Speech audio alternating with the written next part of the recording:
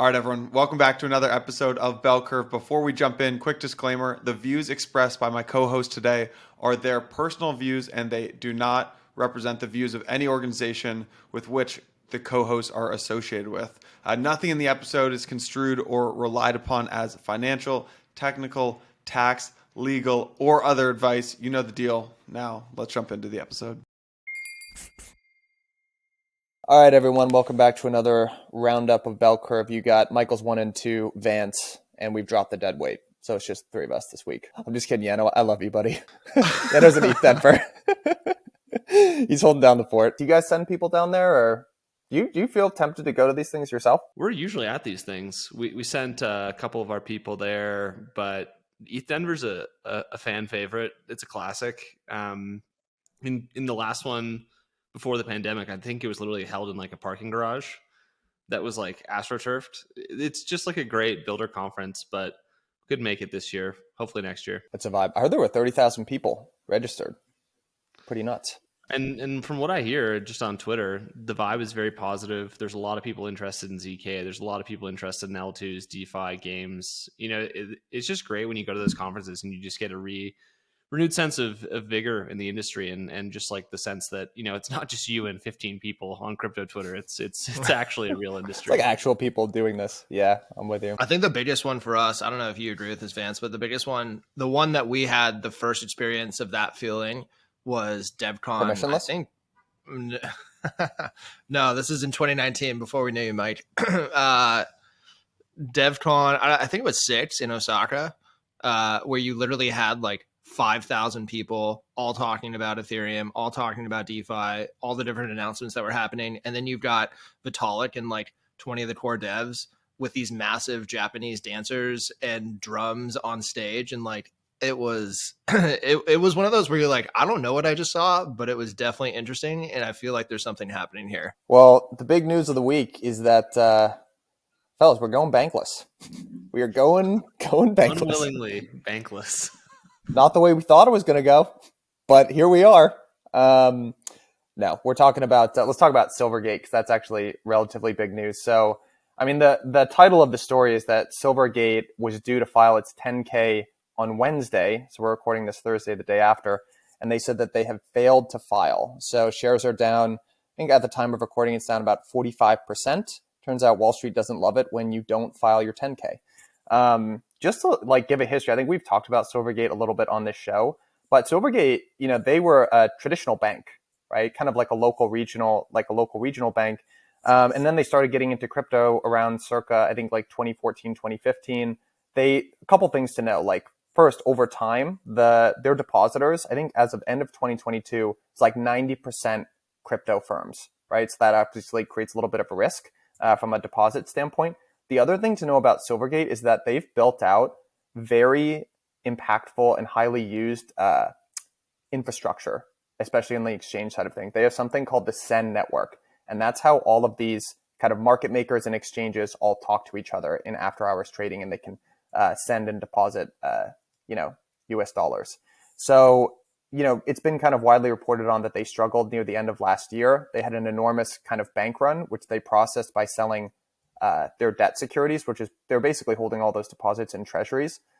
In almost any year, that would be totally fine. The problem was it was like the worst year for bonds in a couple hundred years in the US. So I think the Wall Street Journal, they reported that they lost about $718 million. And apparently it's just getting worse this year. So, and then I guess the last bit of news to note there is that there have been a couple tweets. Coinbase basically tweeted that they were no longer doing business with Silvergate, and it's looking pretty bleak, at least as of today. I'm not sure. What do you guys think? It's kind of like the classic bank run scenario where just the trust is broken down and people are now pulling deposits. They're cutting relationships. They're curtailing whatever activities they have ongoing with Silvergate. And Silvergate is primarily the main transaction bank for crypto. What that means is that when you actually withdraw money from Coinbase, they're actually sending it to your bank account from Silvergate. And now Signature is going to be that player. And, you know, Silvergate's a smaller bank. They're, as of today, a $300 million market cap bank. Signature is about 6.5 or 7 billion right now. And so like the amount of concentration risk that they had within their crypto depositor section was gigantic. And, this is the risk of that type of concentration risk. The other thing that we've looked at, and, this is not like the fixed income group of framework speaking. This is like Michael and I, who don't have a ton of experience in looking at banks, just like reading the tea leaves on what we're seeing. It looks like they took all of their crypto deposits, put it in, pretty long duration credit, and then got worked on that once rates rised. And Arthur Hayes put out a tweet today that said really all you needed to do was take USD deposits from crypto firms, buy super short duration or at least like mixed duration credit, and then not get blown up or have to be a forced seller when rates rise, just because you have a little bit more duration diversity in your book. That does not appear to be what they did. It appears to be the exact opposite, where they just took massive concentration risk in very long dated stuff and then got blown out. So I don't know actually how mechanically an insolvency of a bank like Silvergate would work. I don't even know if they're there yet. And they haven't issued a going concern warning yet. They issued a warning that they might issue a warning of being a going concern, but it's certainly not looking great. The thing that Vance just mentioned was the thing that I was going to double click into, which is they didn't file their 10K, which is their annual report. They paused and they said that they would be filing it shortly, but it has something in it that they are concerned about the potential for a going concern in the next 12 months, which means that they need to be able to work out some of the risk factors. They need to work out some of the disclosures. They need to basically spend time with lawyers and bankers to say what is actually something that we can reasonably put forward and sign our names on the dotted line to say these are the reasonable risks. These are the reasonable disclosures that we have to make to all potential shareholders. And so the market is reacting to that. As Van said, it's down, whatever percent today. I haven't checked it in a few hours, but it was down 30% after hours yesterday. Broadly speaking, though, it will be interesting to see, like, do they actually have issues withdrawing? Do they actually have issues with, liquidity? There is a difference between something getting oversold and an actual insolvency. It's not like the bank is, Luna, and it's propping up its customer deposits with its equity. Like that doesn't necessarily, that's not how banks work, regulated banks, that is. So there is something to that. It's just a question of how much loss can they take before, they become truly underwater. So that's kind of like the big question mark, I would say, that needs to be resolved. I don't really know how this works either, but Silvergate has been, I think, actually going into Tuesday or Wednesday, it was the most shorted stock in the US. It was like 81% of its shares were sold short. And there's some kind of rule where if the auditor is sort of presented with, I forget, there's a very specific kind of legal term for what it is, then they have to investigate. So Elizabeth Warren has kind of specifically singled out Silvergate. Mark Cahodes, I've seen him on Twitter kind of giving interviews. He's a pretty well-known short seller. Is a lot of concern. I mean, I'm with you in the sense that it's very far cry from Luna, but not filing a 10K is definitely, there's probably cause for legitimate concern there. Elizabeth Warren put out a letter today about this. Like she's calling this out directly. And at least the thought is that there's a lot of people who have, as you said, 81% short interest, a financial interest in this thing going down. So I don't know where the buck stops or like where this thing ends, but I do think that there are a lot of incentivized parties on both sides here. Two other things I think are important. So MicroStrategy is a large counterparty of Silvergate, and they put out a tweet today that says, we have a loan from Silvergate not due until Q1 2025. There are market concerns, RE Silvergate. For anyone wondering, the loan wouldn't accelerate because of SI insolvency or bankruptcy. Our BTC collateral isn't custody with Silvergate. So it's not like they have a bunch of, they definitely have a lot of credit exposure to the industry, but the industry doesn't really have a ton of collateral exposure to Silvergate. It does have implications where it's going to be harder to withdraw money, maybe harder to do create redeem with things like USDC, but this is not like a death spiral scenario for really anyone other than Silvergate if they have gotten blown out as bad as some people are saying. So that's one thing. I think the other one that I was watching a few weeks ago is you had this weird motley crew of characters getting on both sides of Silvergate. You had Brendan Bloomer as I think like a 9% shareholder. You had Block One as a 9% shareholder. And then you had like Citadel and BlackRock. Citadel. And yeah. and you had like, a couple other of the big boys. And there's certain rules about owning shares of a bank where if you cross 7.5% or something like that, like you like, I don't know the exact regulations, I'm paraphrasing here, but like you might also become a bank in terms of your reporting requirements. And that's like not fun for anybody. So it's not like you can have like block one double or triple their ownership. Like you're kind of capped on in terms of like the offensive side of Silvergate.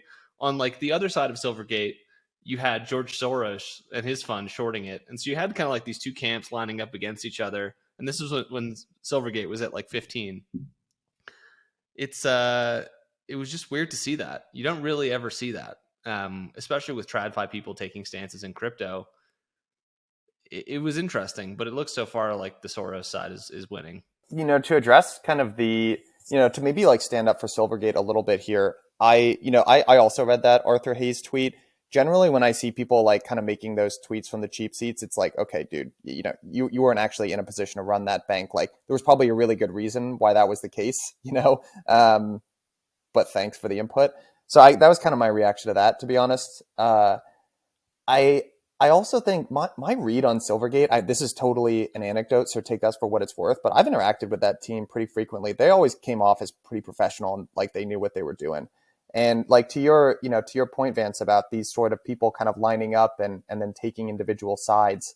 I mean, sometimes, companies are the casualty of these powerful shareholders who have these own weird battles, right? And definitely Silvergate, I think they probably made some mistakes, but I think they're getting caught up in something that's a little bit bigger than themselves. The last point I want to make about this is Silvergate is one of those companies where you guys have probably heard this a lot in crypto. We invest in picks and shovels businesses, right? And those are supposed to be less risky than the underlying assets they're based off. Go take a look at where Silvergate has landed relative to its all-time high, and then go look at how Bitcoin and ETH have done from their all-time highs. That's just not how it works. It's not how it plays out. It's like that whole picks and shovels. Oh yeah, like the regulated businesses of crypto. Those are like catnip to like growth investors and Silicon Valley people. And like, just take a step back and think about the lived experience of those investors over the past 12 months where they were like, yeah, crypto's coming, but we're going to regulate it and we're going to be the good guys. And then like fast forward 12 months, it's like you invested in DCG, you invested in FTX, you invested in Silvergate, you invested in even frankly Coinbase. Like all of these things have just gotten completely worked versus ETH and Bitcoin, which are honestly not doing that bad relative. So it's unfortunate, like in ETH and Bitcoin aren't bad, but like all of the incentives now are for the traditional VCs not to allocate to these regulated plays and for everyone else to go the exact opposite direction, offshore, decentralized, and decentralized is good and bad, but that's the way the winds are blowing at the moment. The other, we've kind of talked about like this broadly is being called like Operation Choke Point, at least by people in crypto. There was also kind of rumblings from Signature. So there was an announcement from Kraken that they were going to be limiting transactions of certain sizes from Signature. And Signature and Silvergate are two very systemically important banks for crypto. They're kind of these smaller banks that really leaned in and offered banking services to like the exchanges and the funds and kind of the CeFi infrastructure that powers a lot of crypto or regulated crypto based out of the US. And that's coming under a significant duress, which probably poses a lot of real challenges for big companies in crypto. I'd just be curious, how much of a worry is this overall for the industry? And then I guess, yeah, I mean, Vance, you were just saying this kind of pushes people out. That is the incentive for founders and companies, right? Why would you want to domicile in the United States right now, given this environment? I think there's two things. There's creating the on-ramps and off-ramps and having that be something that is a stable and reliable solution. Silvergate has been one. I mean, with their SEN network, that was, or the Silvergate Exchange network, that was something that, was probably the most widely used rails to move money around in the crypto space, even though it wasn't even crypto rails. Signature has been probably the number 2 in terms of notoriety of which banks support crypto. And there's only probably 1 or 2, maybe 3 others other than that will take you on as a customer, as a client, if you have anything related to crypto and what you're doing. Anecdotally, I've heard of a couple of friends, one who was starting a new fund, one who is working on a new project, and they're having a difficult time getting banking services. And it's not going to be impossible, but it's just taking a really long time. It's unclear as to, who they have to talk to, the KYC partner, the different hoops and ladders that they have to go through to get this bank account, just so that they can put the money that has already been, committed to them, so they can pay people salaries. Like the Operation Choke Point, I don't think that it's a concerted effort, and I think it's really, coincidental that all of this is happening at the same time. But I do think that, it is serious if we lose the rails. I don't think we're going to lose the rails in totality. We may lose access to certain rails, but I think there's just going to be others that are going to step in and fill that gap. And I can't remember if it was the OCC or if it was the Fed who put out a note maybe a week or two ago as all of this was happening. There was sort of a rumor that Operation Choke Point was happening. I think it was the Fed who said it's not illegal to bank crypto companies. Like crypto companies are fine, and it's up to the same standards of KYC, anti-money laundering, Bank Secrecy Act violations. Like those are the things that they care about. We should not throw the baby out with the bathwater.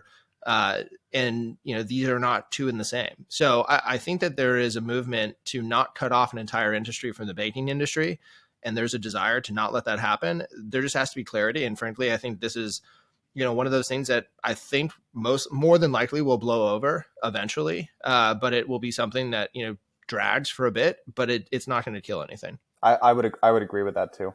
I think it's just and to sort of take the perspective of an outsider, I can see the perspective of, well, what did you guys expect? We definitely have some sins to atone for as an industry. It sucks. I mean, SBF was definitely this is probably blowback from SBF. I can only speak anecdotal. I went down to DC 2 times, and the first time I went down was right after SBF, and everyone was kind of, this happens, and we know that fraud happens, and this doesn't necessarily reflect on the industry. And then I went down a second time, and it was kind of like, actually, we're a little pissed. It was sort of the vibe. So, this is sort of the natural way that things go, and there's always going to be some blowback, and this too shall pass, I think, is the way I think about it. Ultimately, I think it's for the better. Like, this still is a huge prize to bank this industry, to be the bank of stablecoin creation, redemption, to be the bank that does the inter-network transfers. I think this stuff is like, getting exposed to like a cold every once in a while just makes your immune system stronger. That's kind of what you need. You don't really want to get hit with like something out of the blue and not be able to handle it at scale. Like, do I think Silvergate Bank was the banking partner of the future for crypto? Honestly, probably not. I'm hoping that like JP Morgan, Bank of America, one of the large retail depository institutions steps up. Signature Bank is frankly like a step in the right direction. It's 20 times the size. It doesn't have the same customer concentration risk. Frankly, it probably has better management. So, I can see the silver lining. This is like a year of a lot of silver linings. Like, yes, there's a huge, dark, ominous fucking cloud, but like, look, like there's a rainbow behind that, and you have to squint to see it. It might not actually be there, but like, you have to take it for what it's worth.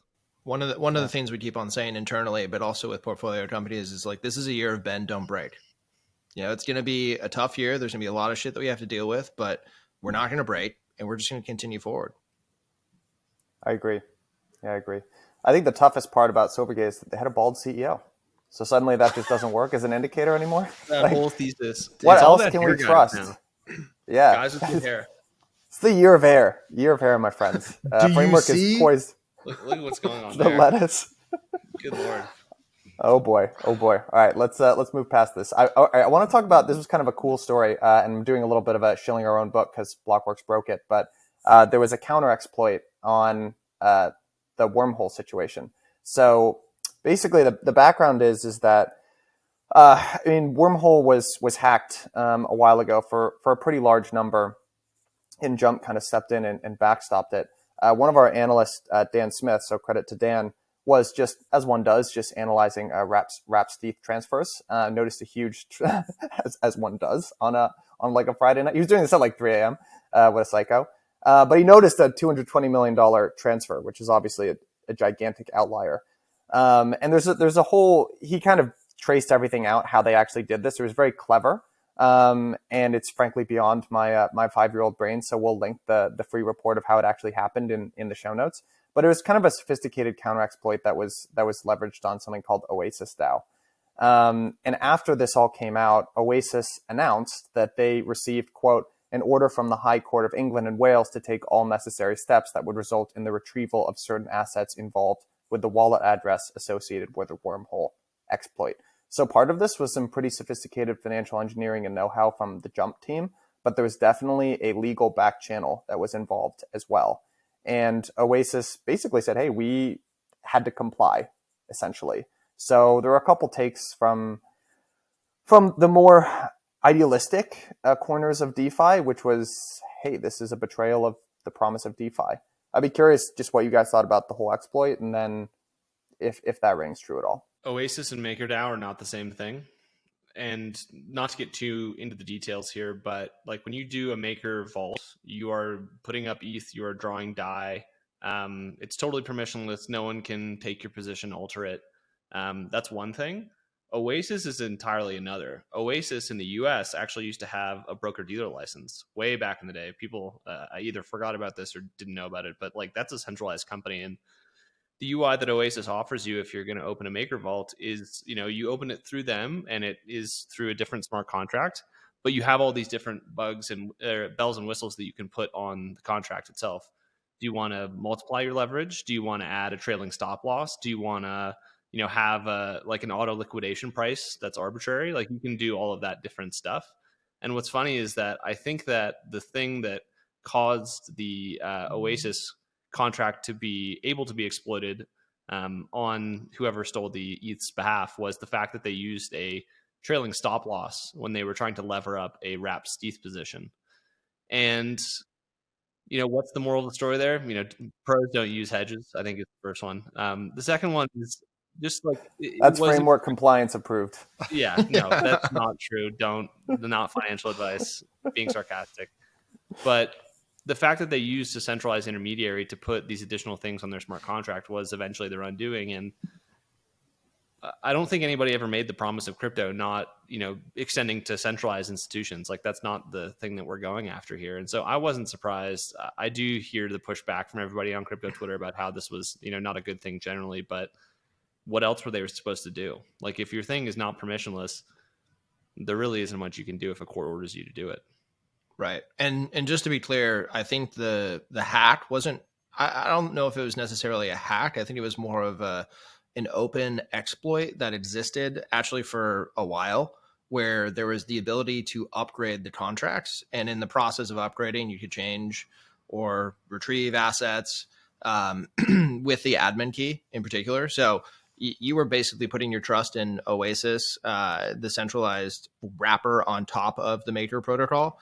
And just to hammer this point home, there are a lot of instances where you've got centralized intermediaries that sit on top of decentralized protocols. And I frankly think that is the future of what DeFi ultimately looks like. But don't think that just because you're using something that happens to look and feel like Web3, it's completely decentralized to the point of not being upgradable, not being exploitable, not being redeemable, whatever it may be. And so I think this is a good lesson for all users of DeFi. Obviously, the victory laps of the people on Twitter that are claiming this is exactly why DeFi isn't DeFi, whatever. But frankly, I think this is good because now we can actually have some retribution for a really large hack that happened, and I think we can close the loop on whether or not these Oasis contracts are upgradable or not. I think they cut that capability, so it's a one-time situation for them, and nothing really is that much different other than the person who stole a bunch of money got the money stolen back. So people rooting for North Korea are just idiots, in my opinion. Oh, how could you? DeFi is supposed to be uncensorable. It's yes, this was a one-time exploit and we took money away from North Korea. I don't see it being bad necessarily. I don't know. Yeah, was the Wormhole hack officially, Lazarus?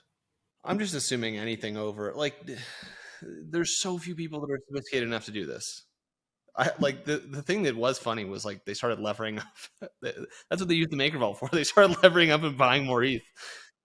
At that point, I was oh, maybe they're not so bad. But it's no, we can't let them do that. We should have some sort of checks and balances in the system, even if it has to go to a court. Yeah. Unless they bought like a ton of ETH, then it would be. then we would have something to talk about, of course. No, obviously, Supreme leader. Yeah, supreme leader. He doesn't have a butthole. I don't know what you're talking about. Adam's watching this like, oh god. Yeah, I'm kind of with you. There has to be. I mean, this is.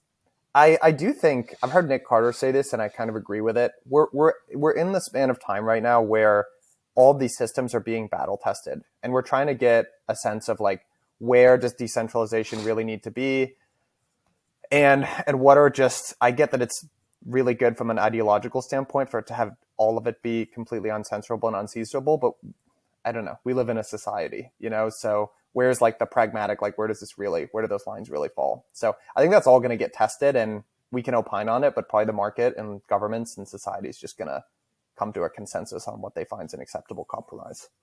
I mean, think about how many implementations of ETH exist, how many client teams exist. Think about how many different apps are built on top of Uniswap. Think about how many apps are built on top of Maker or any of the DeFi protocols. Like this stuff is going to get figured out. I think this is just a great example of where points of decentralization maybe need to exist or maybe not. And maybe this is the right outcome because now we have the ability to say, okay, let's put levels of security around this. I don't know. I ultimately think this is a really good thing. Small tangent. Have you heard about some of these rules around renters' rights in cities? This is no, but I heard it's horrible in California. Oh, it's pretty funny. Like literally a renter can take your apartment that you may own and you're renting out hostage if they've been there for a certain amount of time, refuse to pay rent, and then declare that you need to pay them to leave. And there's nothing that anybody can do.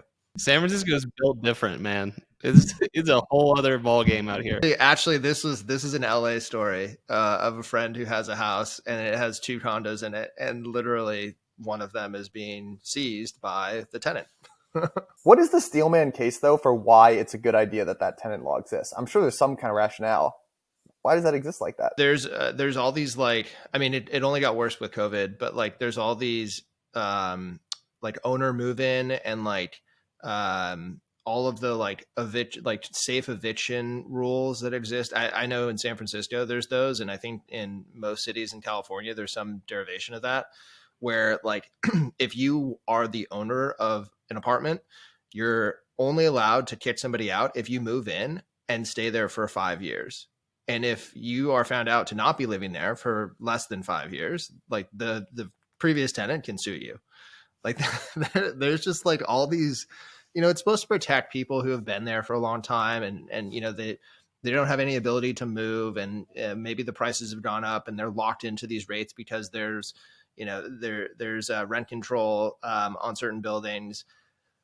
Ultimately, for anybody who's taken a basic economics class, you realize that these are inefficiencies in the market, and they ultimately have deleterious effects on the entire housing market, depending on which way they're built. So obviously not a fan. I can maybe understand why someone put that in at one point for like human protection and like social value, but the free market is the free market, and it says otherwise. It's like these people don't believe in capitalism.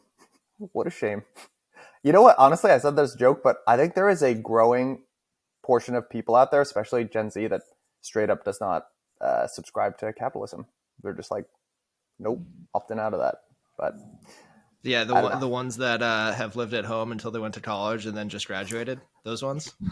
Cuba is really close if you want to try the alternative. I can get you there fast. I'm just saying scoreboard for capitalism looks pretty good compared to the alternatives is what I would float out there, but who knows?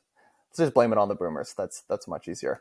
Let's at risk of going outside of the bounds of our podcast here, let's talk about Cosmos. They're ditching ICS. So basically this was reported a little while ago. So basically Cosmos needs a native stablecoin. They had one in the form of UST, RIP. That is no longer the case. There are a couple other kind of alternatives that have been suggested, but basically, Circle announced in September of last year that USDC would launch natively. And then we got a little bit more detail that there was going to be a general asset issuance chain called Noble, and that was going to be distributed through the Hub. So the Hub has frankly, it has a little bit of an identity crisis, but it does a couple things. It's kind of like a router for messaging in between these protocols. But also with the advent of Atom 2.0, there's this sort of shared security model where the hub can kind of rent out their validator set to commercial chains. And that's what this was going to be. But now that is no longer the case. They're going to launch as a standalone proof of authority chain instead of utilizing security from the hub. So I'm curious what you guys think about this. I just honestly feel like Cosmos has missed its window. ETH rollups are scaling. They're getting user traction. They have stable coins. The fact that this is launching as a POA chain, Noble is, versus using ICS, like a huge hit to the value accrual of the chain itself. But I don't know, like for me at least, I don't know what Michael thinks, like Cosmos oftentimes feels like the purest form of like the PvP meme, where it's like, instead of everyone having their own decks, now everyone has their own chain, and there's like $5 of liquidity, and it's like the same 10 people passing like $1 back and forth trying to make it into $2. It just doesn't feel like it has the activation energy required to really make it a thing. And maybe that changes with DYDX. But I don't know, DYDX is even less of like the whole DYDX value prop used to be it's on Starkware, it's super fast, it's the only place you can trade perps, and that was true. Just like the latency of the other chains was not low enough where you could have an Oracle updating to run a perps exchange on anywhere else. But now that isn't the case. The L2s are fast enough, they're cheap enough. So I would be surprised if it had a resurgence. Frankly, I'm just like not that big of a fan. Yeah, I mean, I generally agree with all that. I would say, I don't know if they've missed their window or if they've just been like hamstrung by like Terra blowing up. Like they had their stablecoin, but the thing that matters most for an ecosystem, especially when you're developing anything that's going to have financial primitives or DeFi or even like value transfer, you got to have a native stablecoin. And if you don't have that, there's really no form of application. I think that's super interesting. The second that you have to bridge, it's going to become too cumbersome for user adoption. The second that you like have to trust in another entity to be able to have something that you can really feel you can get access to. I mean, we're talking about the choke points of banks right now for USDC and particularly USDC on ETH. What happens if there's choke points that break on getting your stable coins from one network to the other? So I think that there's just a lot of trust that you have to put in that, especially for something that doesn't have the Alindy effect as everything else has and has been building for the last couple of years. That being said, if Noble can develop a sustainable, I'm guessing that Circle would just put USDC into Cosmos via Noble chain. If they can develop that trusted relationship, maybe that's a good opportunity for Noble, and you can kind of speed run the opportunity, knowing that you're going to have the exact same playbook as USDC on any other network. It will, I think, be interesting to say, okay, let's say DYDX is going to use this USDC. Like, are they going to use it? Are they going to have to, have a bunch of different others on there? Like, is it going to be another stablecoin wars, playing out in real time, just in a new ecosystem? I feel like the more harm and the more competition you have going into the rollout of this new ecosystem is the Noble ecosystem, is that frankly you just have to have something win and win big quickly to catch up to everybody else.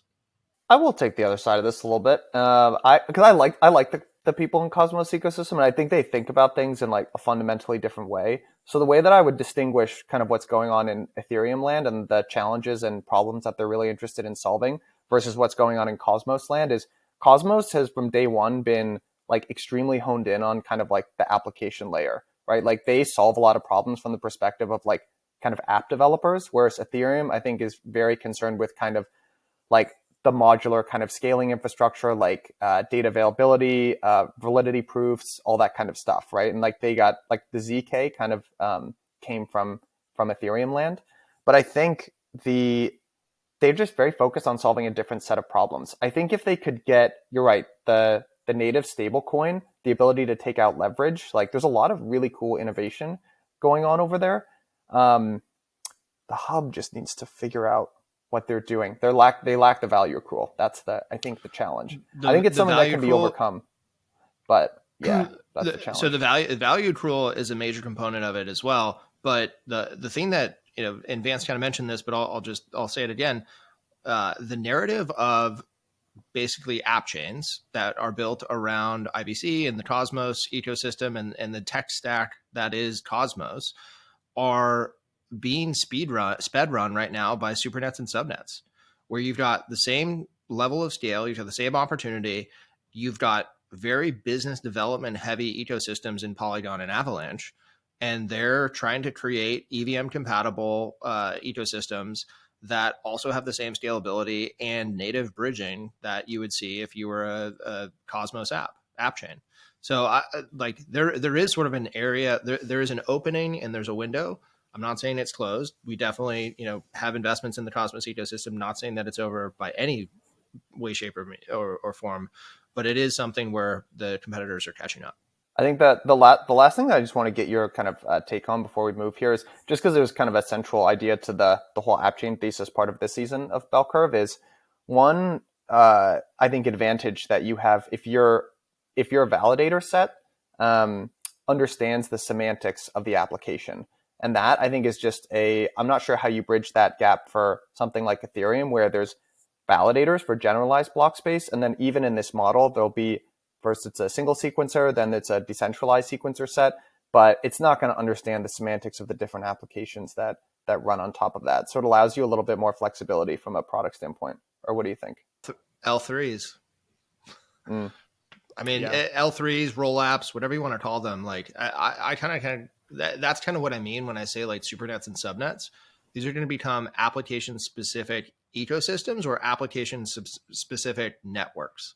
And I bet you see, like a SMB game ecosystem, and that's just going to be like all the fast casual games, with the same basic use cases and the same basic interactions with the L2 or the L1, whatever it may be. I'm guessing it's L2. That supernet, that subnet will be specific for that ecosystem. You also may see like a single game that has its own subnet or supernet. And so I think you're going to see the bifurcation there, but I think these subnets and supernets, just like the Cosmos app chains, are going to be application or application ecosystem specific. Well, I guess honestly, like I'm kind of I'm a supporter of both boats here, rooting for everyone. I mean, I do think the OP stack and bait. Oh, one thing I had a couple conversations about base in general because I want to get a sense of if developers are interested in that because it's kind of like there's a bunch of users that might use it, but it's also could be like a corporate chain. Apparently, the developers are super excited about it. They're like, yeah, there's 108 million potential users, and they're excited to build stuff on Base. I think it was such a win for Coinbase. I'm so happy for them. I think they nailed it. So I'm stoked for them.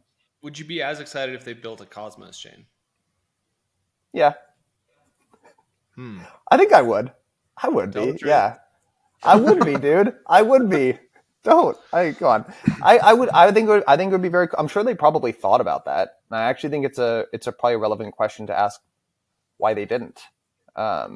So, it's a fair question.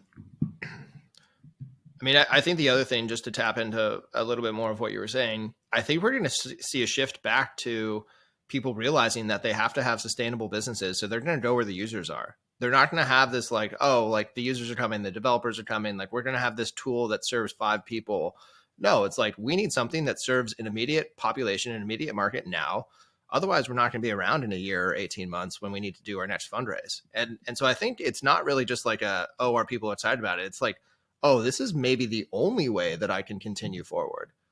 And I think that's a narrative that we've been talking about kind of here or there over the last 6, 9, 12 months, but it's definitely becoming more real now. I think a lot of the investing arguments in crypto are supply based, which is probably comes from like the Bitcoin 21 million hard cap narrative. But I think demand based arguments for investment are always a little bit more compelling, probably. Speaking of our friends over in Bitcoin land, what do you guys think about, did you see Yuga Labs announce something? They have their own native Bitcoin NFTs. There's also stacks. There's signs of life from Bitcoin land. What do you guys think? Waiting for you to bring up this general topic. Do you guys have a spicy take? No. What do y'all Ordinals are think? cool. I think ordinals are cool. I think it's good. I do too. doing things other than just being like a culture of being against everything. Being for something is cool. It's a lot different. There's a difference between like being able to kind of crudely transcribe something into a blockchain versus having like the apps, the DeFi, the user base, the culture of like trading and making these things cultural. So I think that's the next step that it's going to be interesting to see them take. And it's cool to see Udi and like Nick be like reinvigorated with purpose versus kind of like just like there's only going to be 21 million of these things. I don't know how much people care about the 21 million side of things anymore, honestly. Listen, not to toot own horns once again, but I did predict that in 2023 we would start to have a discussion around what the future of Bitcoin looks like. And I think that this is in one form a discussion, because you're putting something out, you're forcing people to make decisions, you're forcing miners to make decisions, which is going to be the biggest component. And to Vance's point, there's nothing really that's changed fundamentally about Bitcoin yet. You're sort of just using this in like a end around way to like prove that there's something that could happen. But I think it'll force conversations around maybe this is something that we should natively support. Like, could we natively support this? Should we natively support this? Like the fact that there's going to be conversation around this could make it something that's viable and real. Right now, it's truly just a toy, but eventually it could be something real, I think. I have a very hard time understanding how decisions are made within Bitcoin. I don't understand what the governance structures look like, and I understand the stakeholders. I know who those are. I know there's the devs and the miners and the validators, but I don't really get how decisions really get pushed forward and who's kind of in control. It's really obvious. Satoshi comes back every 10 years and he writes all of his commandments down on, Sanskrit and we deliver them to the code base. Ethereum has the EIP process, which is like social consensus, which is like clients integrating it, which is obviously the developer community being behind it. But like, just to be transparent, like there isn't really like a ABCDEFG process. Like you try to push it through all core devs calls, it usually fails. You have to try again. You have to rally people. Like there is no token governance of Ethereum either. Bitcoin is more crude than that, but it's not entirely different, just to be honest. Yeah, I used to, when it comes to Bitcoin, I used to really resist these comparisons to like the Catholic Church and some new form of religion, but it really does fit that metaphor in a lot of ways, or that analogy in a lot of ways. I mean, there's like the commandments that you were just joking about, Michael. They hate the apostates, right? The people that turned, right? Like just look at all the hate that Nick Carter gets on Twitter now, and they hate him more because he used to be one of them. And there's just this like religious fervor, and there are these people that are like worshipped at the mount. It's a little frustrating because I want to root for it. I mean, I'm more bullish on Bitcoin than you guys. Like I want to root for it. And the bull case for Bitcoin is like, would you short the Catholic Church? Like, look at what those guys did. They had an amazing run. Like, look at them. But I wish it was more than that, because I feel like it could be more than that. But I don't know. Listen, you may be relatively more bullish on Bitcoin than we are, but that doesn't mean that we're not bullish on Bitcoin, or that, we don't think that there's future potential for it to really change and do something different. I'm just excited to see that there's at least an opening of the conversation. All right, guys, I think the last thing that I kind of wanted to get your take on was this Immutable X times Unity SDK announcement. So you spent a little bit of time talking about kind of like what an application SDK would look like, and I think that's still kind of being built. Can you guys just give a little bit of a refresher, like what is an SDK and like what is this announcement? How is it significant? Yeah. I mean, an SDK is truly just a software development kit, so it can mean tons of different things. Usually when you're developing something that's consumer facing or like a game, for instance, you're going to have a bunch of software and a bunch of libraries and a bunch of integrations into other tools or services or infrastructure. And an SDK is just like an interface to be able to do that. So if you need to, interface with AWS, like if you need to interface with Unity, they've got an SDK. If you need to, there's just a common way of communicating, and that's what the SDK really represents. So what this in particular is immutable, and it's funny you put immutable as like the one that announced this. There's actually like 10 more that were a part of this announcement. Immutable, Flow, Solana, Avalanche. There were a ton of them. It's just that I think Immutable loves to ring the marketing bell more than most. And really, what this means is they were put into what's called the Unity App Store. And so what it really means is anybody who wants to build on Immutable, you're sort of like a verified vendor within the Unity store. Which means that if you're a game that's building on Immutable, for instance, or Flow or any of these other chains, you now have a direct plugin that's like a verified developer with Unity. So I think it's a big move. I think, frankly, like the biggest component of this is just Unity's recognition that Web3 gaming is something that they want to have plugins for and like feature in their app store. And Unity, and just as a backdrop here, Unity is one of the two most dominant game engines. So all the rendering of the graphics, all of the like physics, all of the motion, or like all of the different aspects of movement within games, all of that is usually controlled by a game engine. And Unity is one of the two most dominant game engines that are underpinning, all games, every single one. Or you can develop the graphics yourselves, but like most game developers just don't do that these days.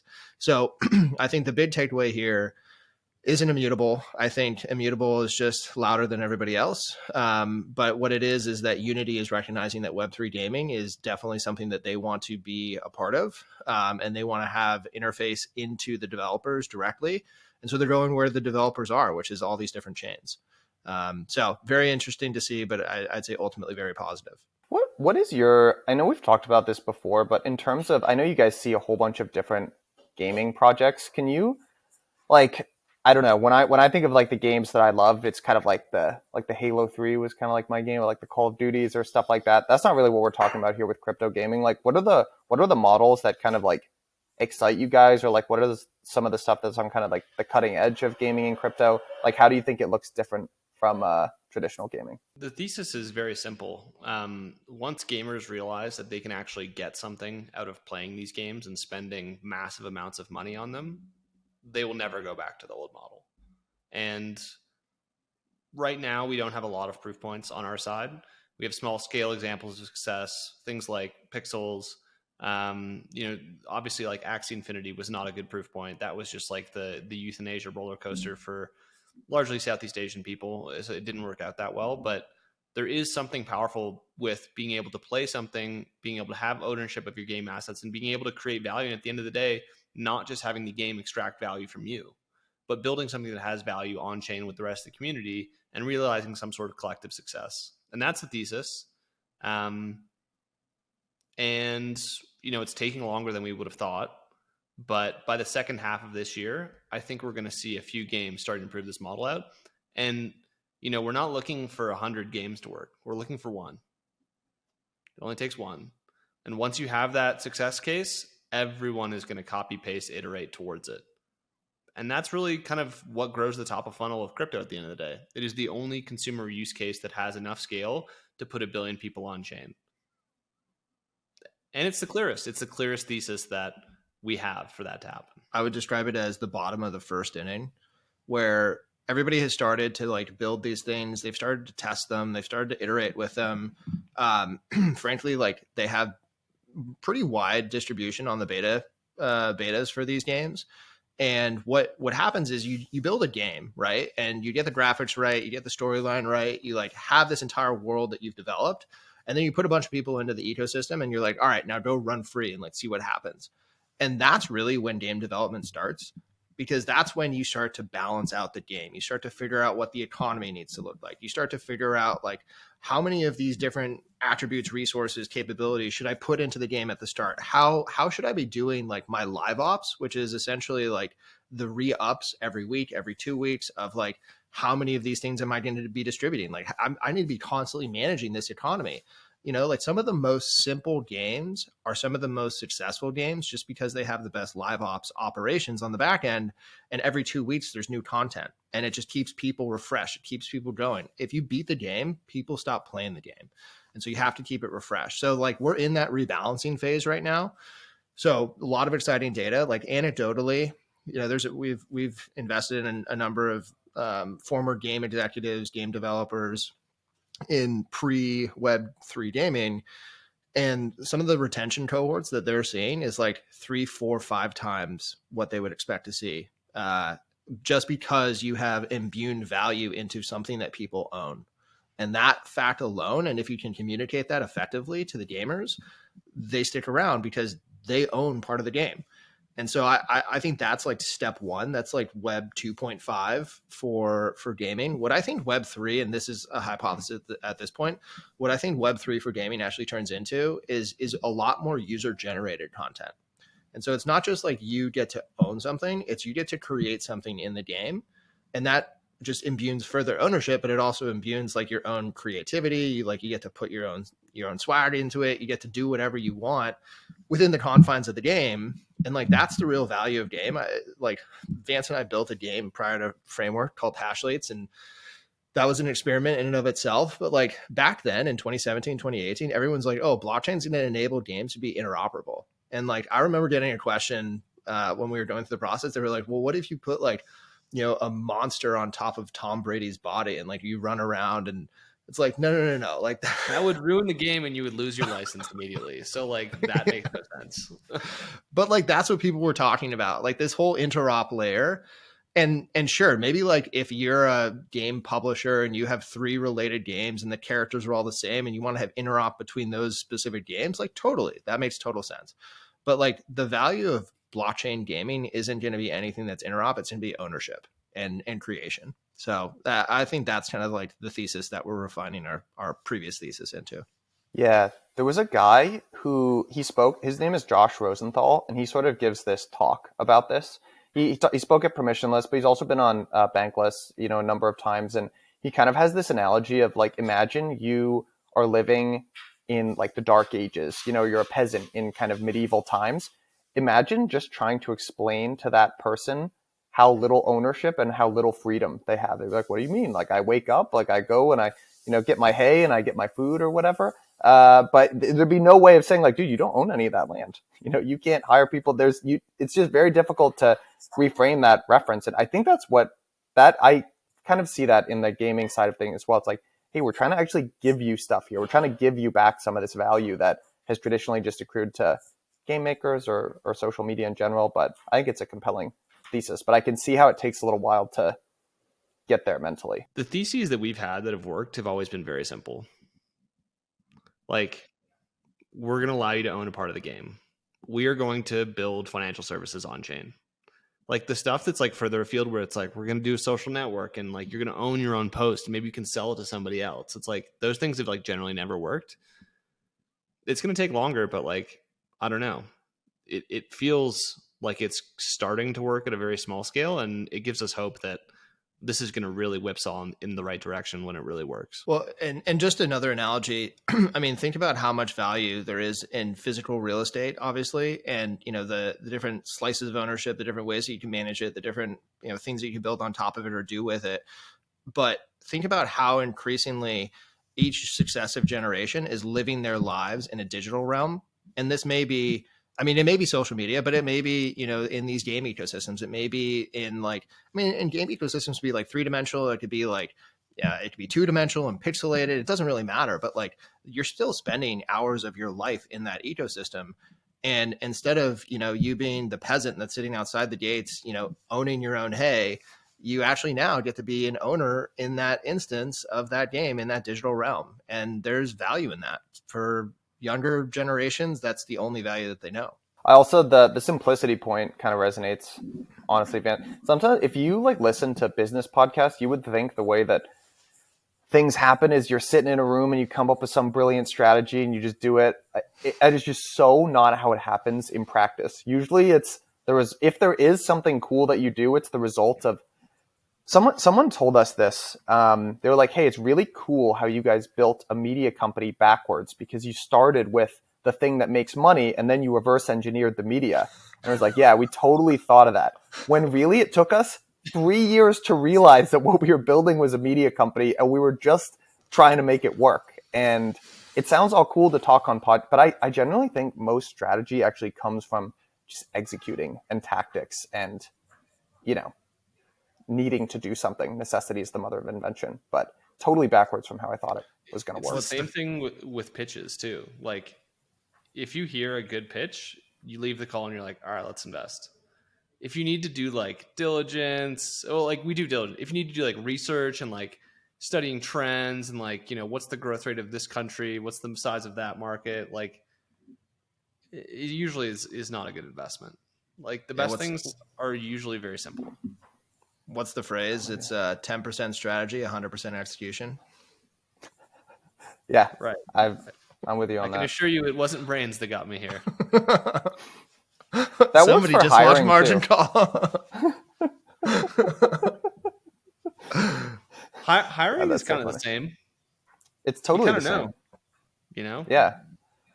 I have to usually on a hiring call in like a last stage or something, like Jason and I kind of get looped in at the end and we'll be on. And after like 2 minutes, I have to stop myself from being like, this is a yes for me or this is a no for me. Like you just get that very, very quickly. I think what we're all kind of saying is it comes down to clarity and like, can you communicate clarity efficiently? And if it's very clear, it's very simple, it's very obvious. Yeah. And like, 100% let's bring it back to gaming. Biggest market by far. People who look and feel like crypto natives, check. Games that are coming to market in the second half of the year. And like, people are already fading blockchain games with no blockchain games out there. Well, there's one. It's called Axie, and it's still kicking. Here's a contrarian prediction. I think Axie comes back. You think Axie comes back? Let me not to their old way of doing things, but let me break it down for you. Very simple. They have a large studio. They have a lot of money. They have experience building games. A rebrand. Game ever. A rebrand might be necessary. Yeah, new coat of paint, whatever you want to call it, different name, but like it's pretty simple in my mind. Like we don't have any Axie, we don't have any exposure, but like best things are very simple. I've got a way dumber, like just stupid pattern matching observation that kind of aligns with that. Is I feel like in crypto there's this history of something like makes a big splash like way earlier than it should in a cycle, and then it comes back like full force next cycle. Like I'll give you an example. It's like CryptoKitties was like an NFT project that caused like a ton of hype, and then there was nothing after that. And everyone was like, oh yeah, NFTs were like kind of a thing, but like look at CryptoKitties and now look at NFTs. Even with like the DAO, right? There was like the DAO and it worked and it was like a phenomenal failure, and then it just kind of laid there dormant. And Axie has the potential to, that just feels like that to me, Obviously there was something there and now there's not much, but using that same analogy, if Axie is CryptoKitties, I'm not saying that CryptoKitties is back in any way, but maybe Web3 gaming will come back because it's NFTs that's back now. I mean, you can think of the analogy in similar ways. I guess you could also say CryptoKitties is Dapper. Dapper has a lot of other things that they've built. But I actually think the biggest thing is anything in crypto that hasn't truly died, as long as you're alive and you can make it across market cycles, there is a chance that you come back bigger and larger than you were before. I agree with that. I think DYDX actually did that pretty well. They initially launched, there was a long period where it was just, I kind of knew what they were, but, and then suddenly they were back one day. So I mean, I agree with that totally. All of the original primitives of DeFi Summer, DeFi Summertime, all of those are still the top DeFi protocols. Oh, by the way, I do want to give a shout out to, we used their phrase at the top of this episode, but Bankless just got reported that they're raising a $35 million VC fund. Love those guys. Ryan and David we have a kind of an informal no partnerships policy at Blockworks. We've just, over the years, but they're the one partnership where they like really do what they say they're going to do. They're phenomenal to work with, and I think the world of them. So hope it works out for them. That's great. Hats off to them. They're the best. All right, fellas. I think that's all the time we have, but this was a fun one. Jason, I miss you, buddy. I felt bad about that joke at the beginning. Miss you, dude. Hope you're doing well at Denver. Peace.